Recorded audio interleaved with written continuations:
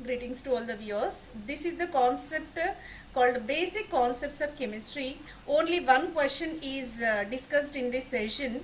Uh, Earlier series of sessions, you can observe all these kind of videos at Dr. Kavita Chemistry Academy channel. So earlier it will be World of Competitive Chemistry. The number of valency electrons of element silicon with atomic number 14 is silicon valency electrons need to be identified whose atomic number is 14. So here 5 options are provided, which is the correct answer we need to depict.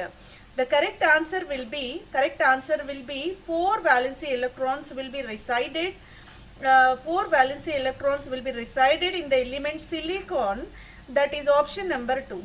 Let's see how it is possible. Silicon, here 14 electrons will be there. Atomic number of silicon is 14. Neutral element is having 14 electrons and 14 protons as well. So 1s2 is the first shell, where first shell is resided with 2 electrons in the s orbital, and the second shell is having 2s2 2p6. 2s2 2p6, total 8 electrons are resided in the shell number 2.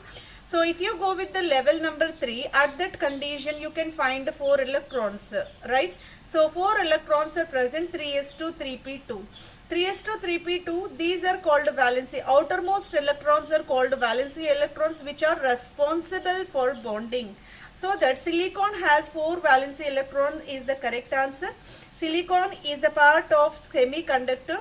Conductor is the material which allows the flow of electrons through that one, which is the electrical conductor, and the insulator which resists the electrons to flow is called insulator. Silicon is the partially conducting material, so that you can say it is the semiconductor. It will be most of the electronic devices or electronic chips are made by the semiconducting material silicon, so that it is the semiconducting material. Semiconductors like silicon and germanium are the examples. They are not good conductors, but they are able to conduct the electricity either by adding impurities to that one, or else by rising temperature as well. That's the reason why silicon is the best example for semiconductor. There are 2 types, intrinsic and extrinsic semiconducting conductors will be there. Intrinsic means themselves they works like a semiconductor, they are able to pass current partially, are called intrinsic.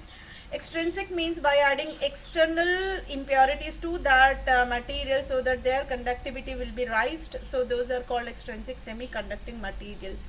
So hopefully you got the information related with this one. Silicon is having 4 valency electrons in its outermost shell. Thank you very much. Signing off, Dr. Kavita Kothari.